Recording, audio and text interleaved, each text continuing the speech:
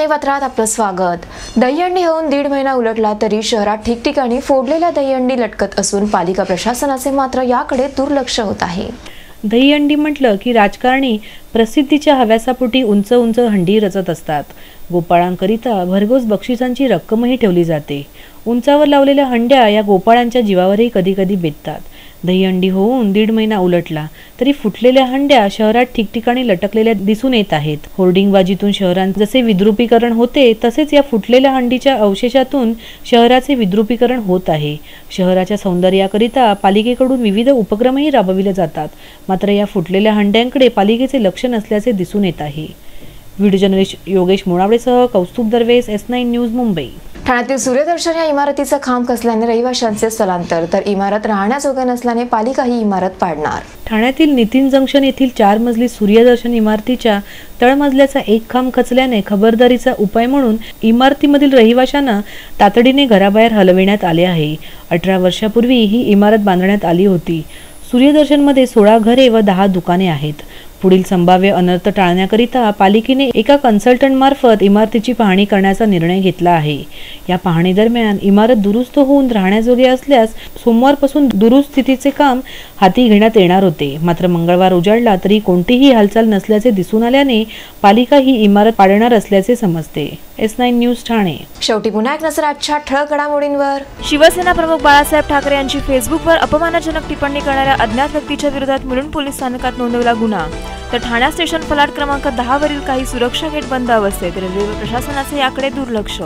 S9च्या बातमीपत्रात इथेच थांबू। तोपर्यंत नमस्कार।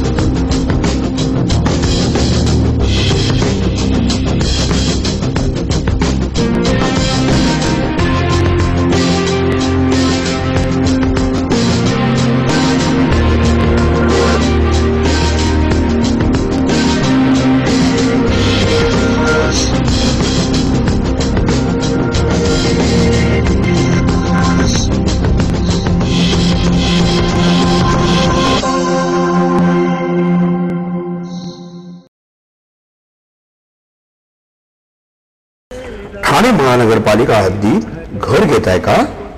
मग ते अनधिकृत तर नाही ना, याची खातर जमा करा। अनधिकृत घर घेणं हा विकणाऱ्यासोबत विकत घेणारा देखील तितकाच दोषी असतो, तेव्हा घराची डोळस खरेदी करा। आपली कुठे फसवणूक तर होत नाही ना, यासाठी ठाणे महानगरपालिका मुख्यालयातील 4थ्या मजल्यावरील बांधकाम विभागात घराचा सर्वे नंबर, टिक्का नंबर याची खातर जमा करा। घराचं स्वप्न अवश्य करूया साकार, पण अनधिकृत घराचा नका करू कधीही विचार। अधिकृत घर म्हणजे उद्याची देखील निश्चिंती। अनधिकृत घराचे दार म्हणजे डोक्यावर कधीही तोडण्याची टांगती तलवार। जगणं तुमचं होऊ दे सुरेल गाणं, स्वच्छ, सुंदर आणि अधिकृत घरांचं हसरं ठाणं।